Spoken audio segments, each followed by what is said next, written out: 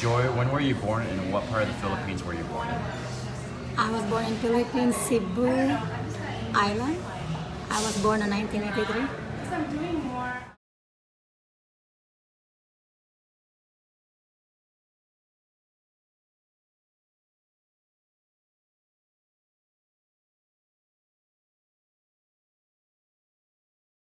How big of a family were you born into? And do you have brothers, sisters, etc.? Yes, I do. I came from the big family. I do have four brothers, and I also have three sisters. And do they all still live in the Philippines? They are all living in Philippines. Yes.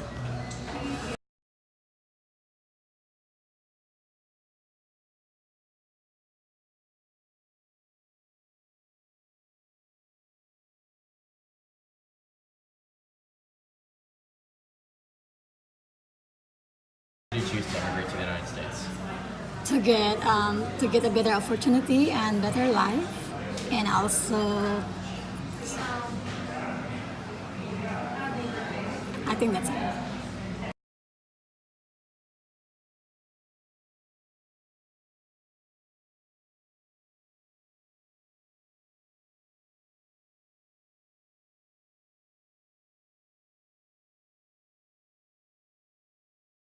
When you decided to immigrate to the United States, what difficulties did you have to overcome when you came to the Philippines? To be away from my family for a while. The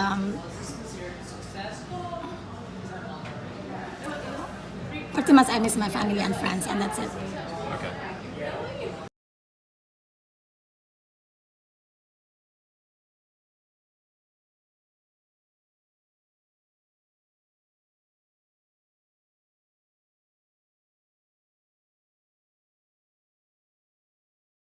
Were the immigration laws in the United States difficult for you to gain entrance originally?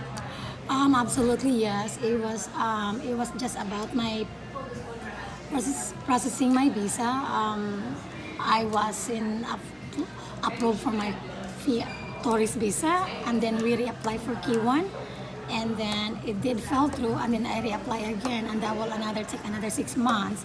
So pretty much overall, it took me three times to get approved my visa to get here, based on the book.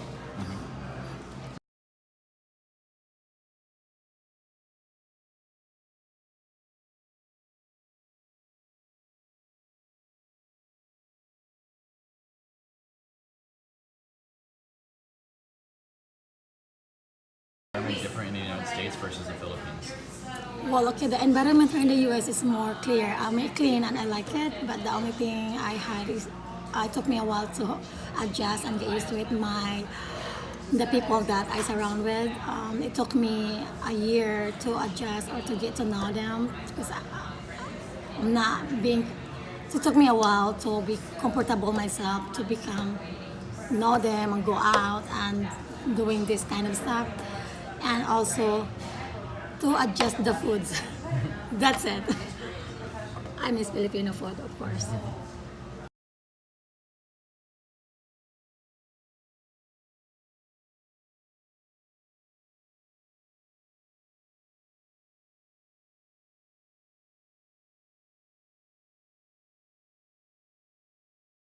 Treat immigrants the same as they do in the US and the Philippines or different? It will be different, pro, different process, and it might be easier here than in Philippines. So it just depends how you manage it or how you answer the questions.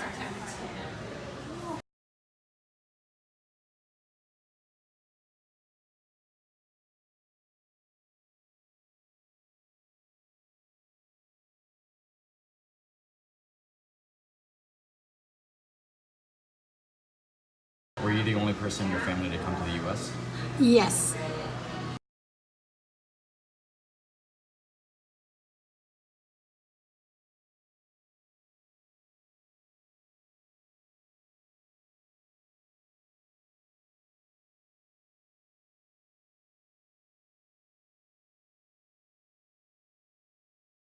Was there violence in your country when you left?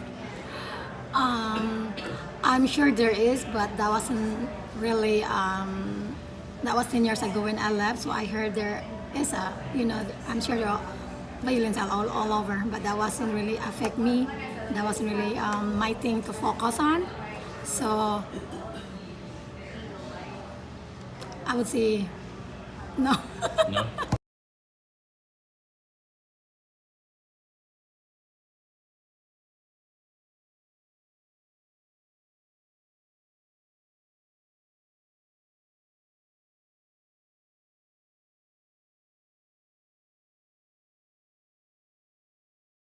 Was violence against immigrants in the U.S. a factor you knew about when immigrating? No. How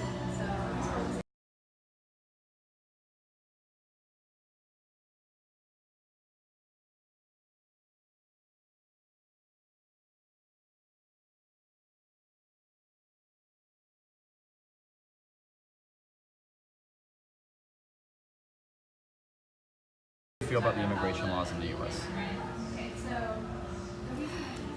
It's not bad. I would not say bad. Not even, they're just a good. They treat people nice, by the way. But to me, when I got here, my interview, everything went well. My interview was great. As long you have an honest opinion and answer, and you're good to go.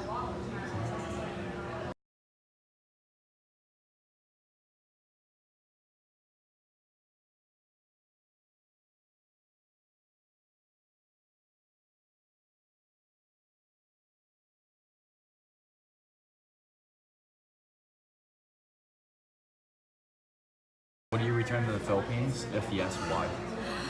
Yes, and then maybe I could see myself in 20 or 30 years from now, maybe getting a house there, but it just depends on the situation where the future take me.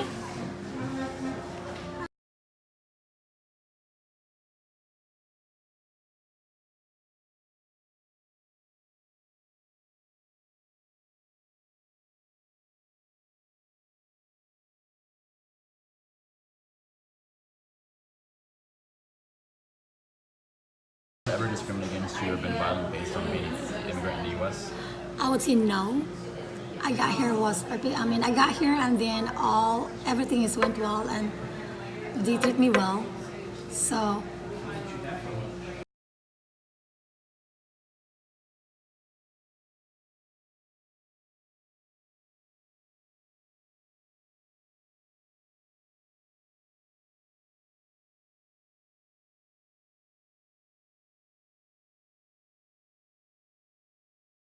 Easiest part of immigrating into the U.S.? to my interview, I would say my interview it went smooth and it went perfectly fine, and I think that's it. Is that right? So there's no wrong or right.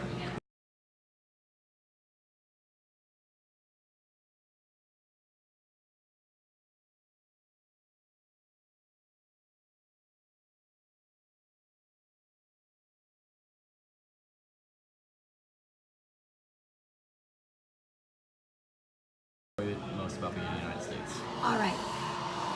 To be here is I am so grateful to be here. I met a lot of nice people after 10 years. Great, nice environment, great food, and great opportunity for me. That's it.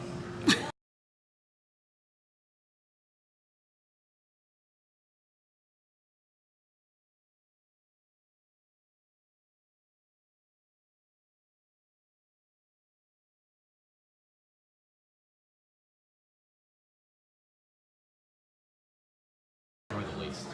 Well, if I want to see my friend and it will take me an hour to get there, so that's not really enjoyable because we both cancel the plan. So just instead of going to an hour drive, maybe just stuck with my house and doing chores. So that's it, my own opinion. But it would be nice if they live closer to me. Other than that, everything is nice.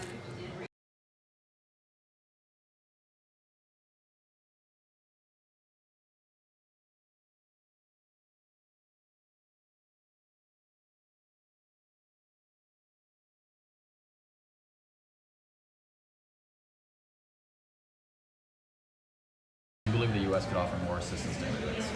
Yes, I do believe that. I'm sure they can do better than, But my only concern is to be a single mom, and my issue is to get a child care. That if I have a affordable childcare, I could have worked 2 or 3 jobs if I had to be able to support my own kid, myself.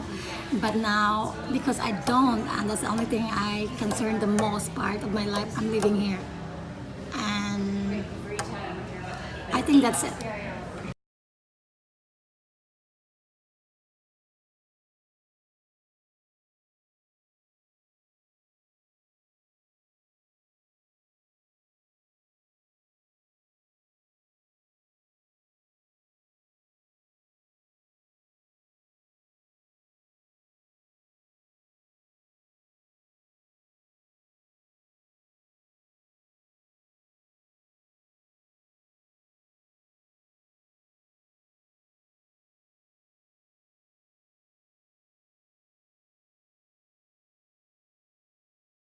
Family in the Philippines, would you recommend for them to also immigrate to the U.S.? Yes, absolutely, yes. I've been so far. I mean, I've been wanting my mom and dad to come to the U.S. for them to have, experience, to have American culture, American food, the weather, and how great America is. And most of all, it's nice to have your family around you, not only for to watch your kid, but to be, to reunite, to be that you have at least one of your family from other country that to support you. And I think that's it.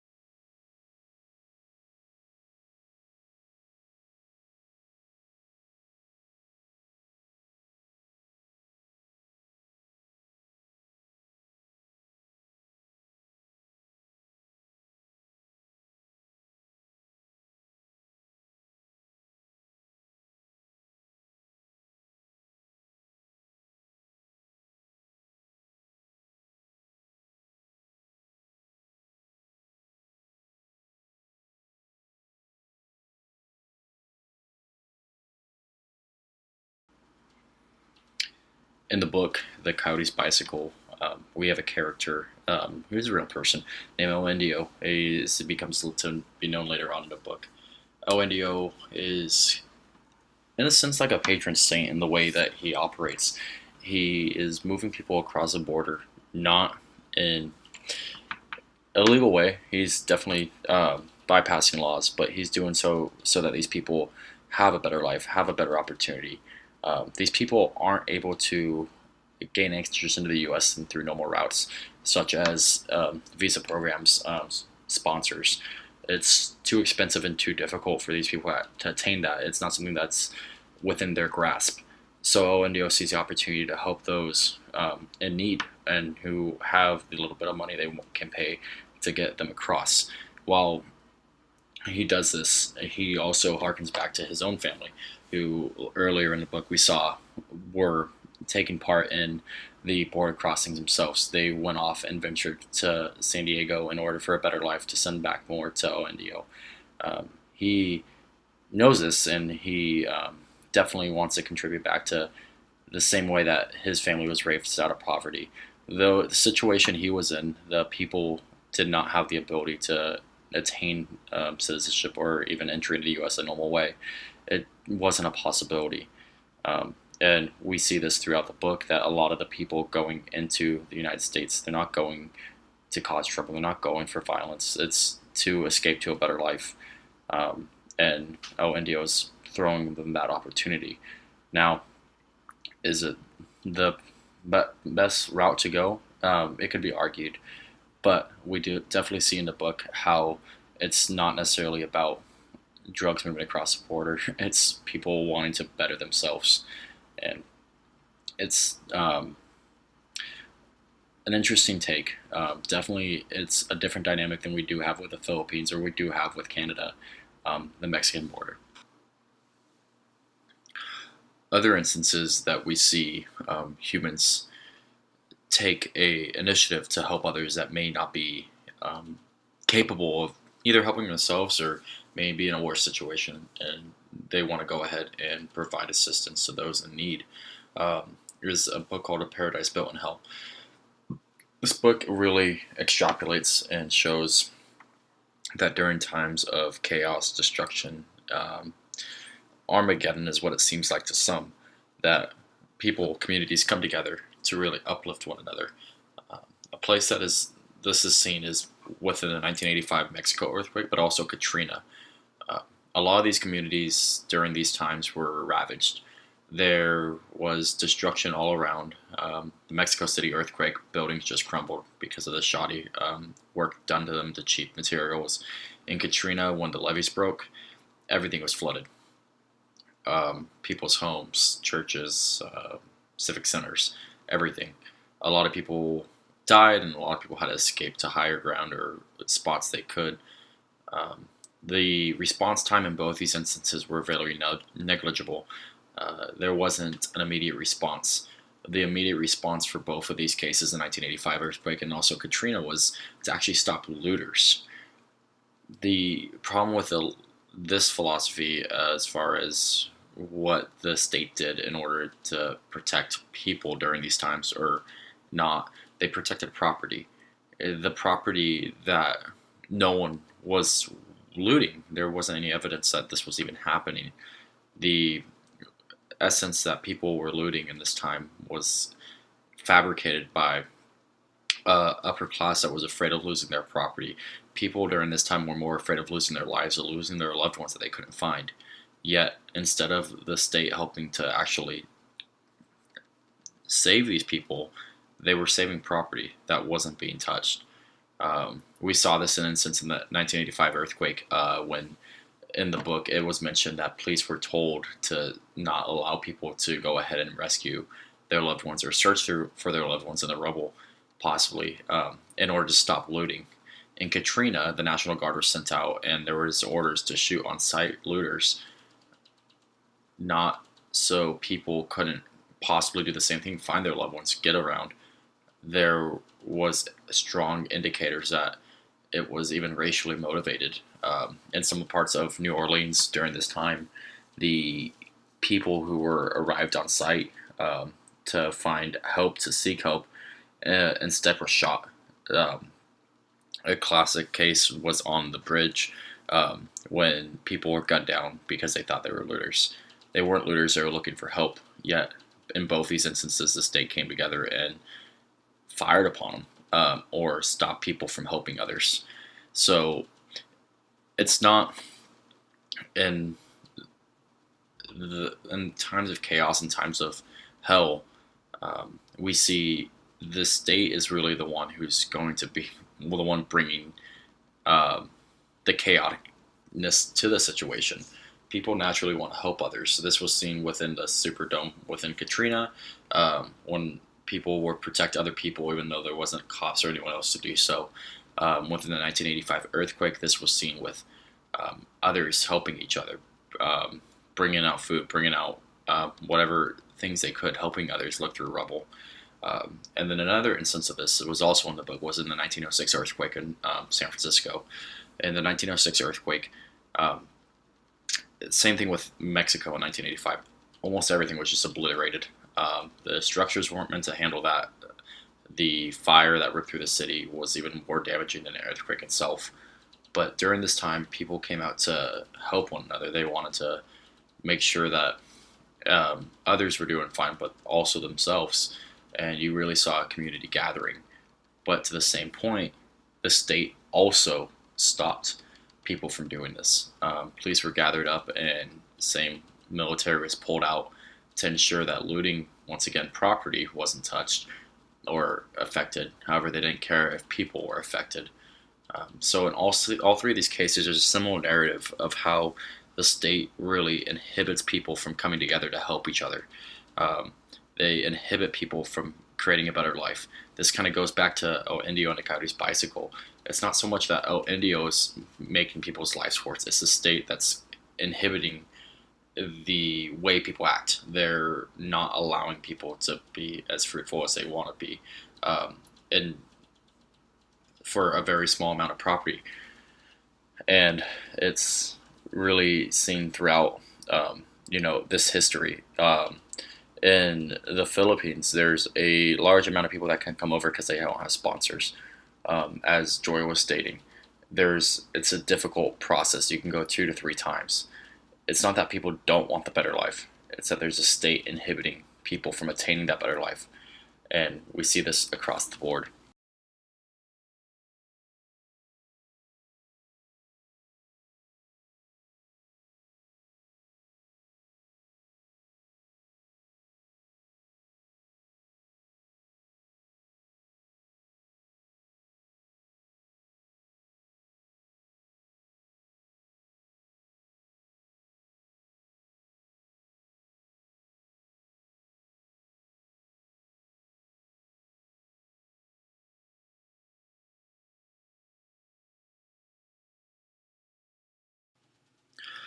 Another book that also shows a contrast as to how the state kind of inhibits the movement of people, but also the community building, the wanting of a better life, is Beyond Walls and Cages, Prisons, Borders, and Global Crises.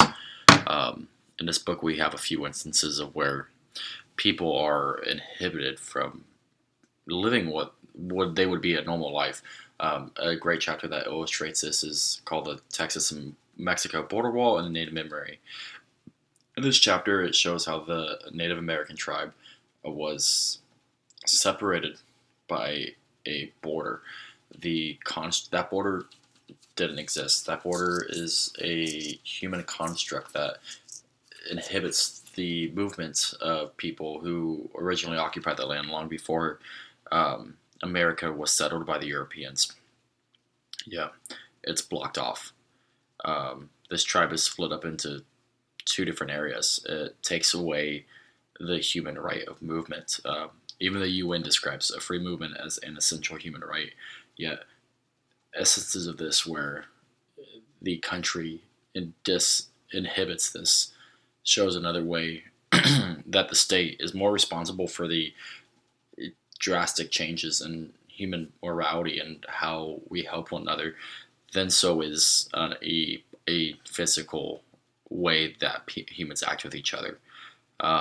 Another chapter that also paints this is called Live, Love, and Work. In this chapter, an interviewer named Jenna Lloyd interviews Luis Fernandez about SB 1070. Now, we all know what SB 1070 may be. Most of us know if we lived in Arizona. It's the controversial law that was put in place that cops were allowed to ask immigrants for their citizenship. This was set through a program set up for ICE, and as a result, local law enforcement was able to detain people or ask for their citizenship just based on kind of the way they looked. It's a xenophobic law, no doubt about it, and it violates a person's civil liberties. However, this also highlights an ever-growing xenophobic approach that is going on in the United States towards immigrants. This state inhibited way of reacting towards immigrants that come to the U.S. Not even if they're illegal, they could be legal and still get the question. Shows how the state is the one really pushing and motivating a xenophobic approach to immigration. They do it within the Texas-Mexico border wall by splitting up a tribe. They do it through SB 1070 through ICE. Not saying that protecting your borders is a bad thing, but the way they inhibit people from bettering themselves, the way they change the mindset that this land belongs to my property, it's property before people, and we see this time and time again. You see it with Katrina, you see it with the 1906 earthquake, you see it with the 1985 Mexico City earthquake. And it's just not the U.S., it's countries all around the world that protect property before people.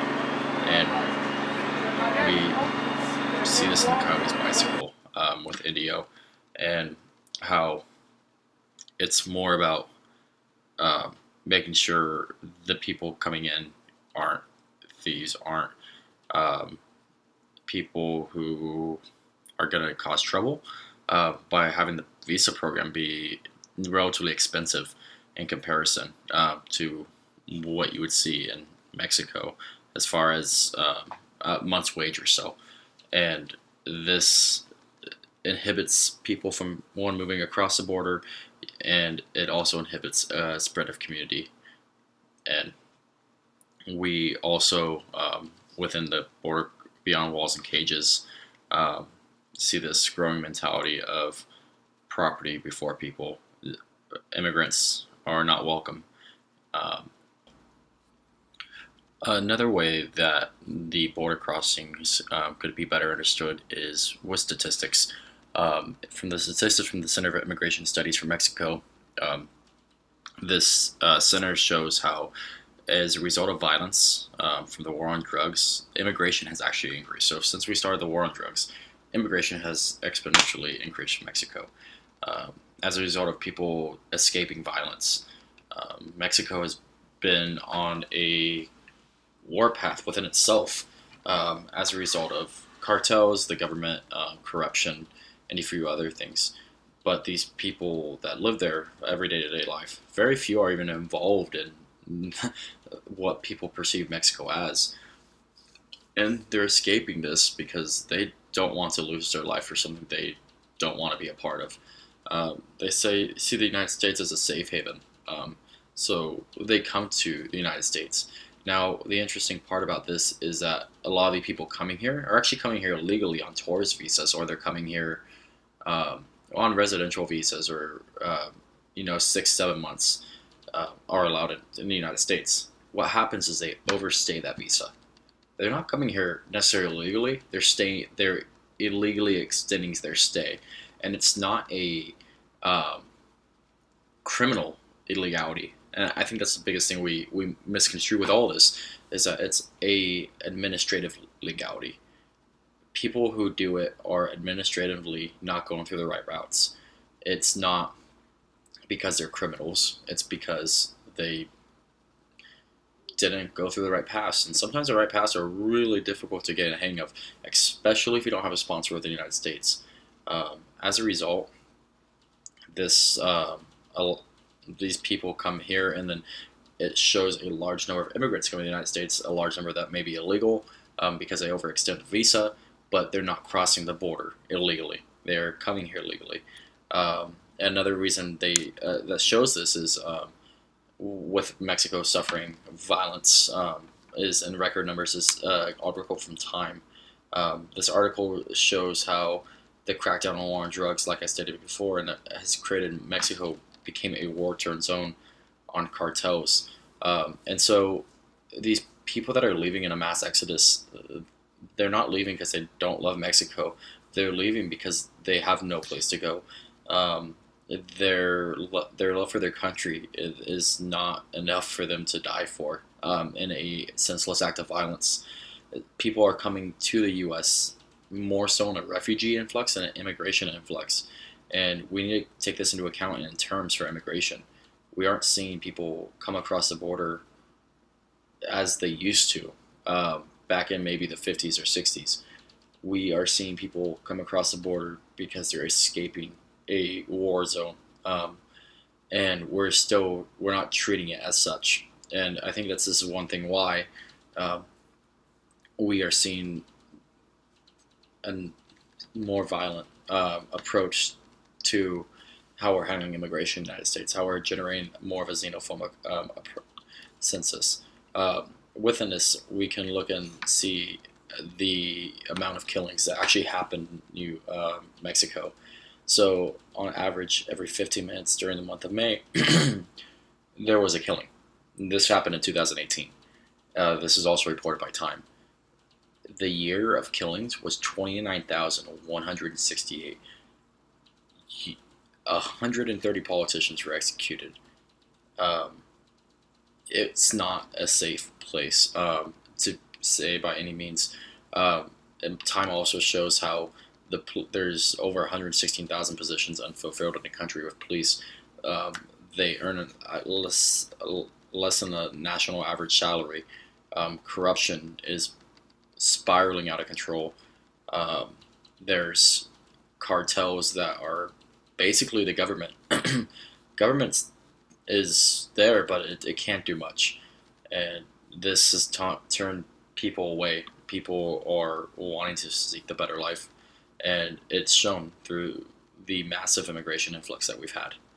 As Lastly, one key characteristic to look at is an article from the Center of Immigration Studies, once more, showing how just not Mexico, but from around the world, the United States has seen an influx of immigration. Um, the United States has been a large destination for everyone because it's an ability to seek opportunity that we are founded upon. We are a nation of immigrants. We are considered the Great American Melting Pot, and we broadcast it across the world that we want to promote a better society. We want to promote freedom, democracy. Yet, in doing so, we tell people not to come in. It's a very hypocritical approach, especially with the way we handle immigration. Um, we will tell people to have a better life, but won't help them have a better life. That makes sense. And actually, 2000 through 2010 was a record-setting decade for immigration, as shown by the CIS, which is Center for Immigration Studies. Um, since the violence increased in Mexico, we saw a larger percent of people come across. And the other instances of immigration are people coming from all around the world, from China, from South Asia, um, from uh, gosh, uh, sorry, from India, Philippines, Vietnam, Salvador, Cuba, Korea. They're coming in mass, and it's good. It's a country people want to come to, and that's creating a human capital. And human capital is one way a country is able to continue to succeed. The more diversity we have in a country, the better of a country we are. It promotes people's ability to, you know, see past a color, see past a ethnicity, and really culminate into one community. So, with that being said, we have a community of people within the world that want to come to the United States. From Joy Bacchus, who came to the United States for a better life, who had the fortunate well-being of having a sponsor, so it was relatively easy in comparison to maybe some others. But even for her, she had to go through the process 3 times. The gathering of people in Katrina in the 1906 earthquake and the 1985 earthquake of Mexico City, from people looking for a better life and crossing with ONDO. I think a takeaway is that people want to move. They want a freedom of movement to a better area. And a characteristic that we see all throughout is what may make this different for people or difficult is not so much other people as much as it's a government institution, which essentially is people, but a government institution put in place to make sure that people can't help others. Or, as we saw in the earthquakes or the chaos in the Paradise Boat in Hell, it was more often the state creating chaos than it was the actual disaster or society collapsing. In NDO's case, it was the state causing chaos with a border and immigration policy that was difficult for many to cross. In the case for the Center of Immigration for Immigrants, and also time. It was the country on a warpath with itself that created the chaos, that created the movement of people. People want to help others. They want to attain a better life, and it's seen throughout all these depictions. And we inhibit this by creating borders, by creating walls, by creating institutions, but metaphorically and physically, that don't allow people to come in, that don't allow people to help others.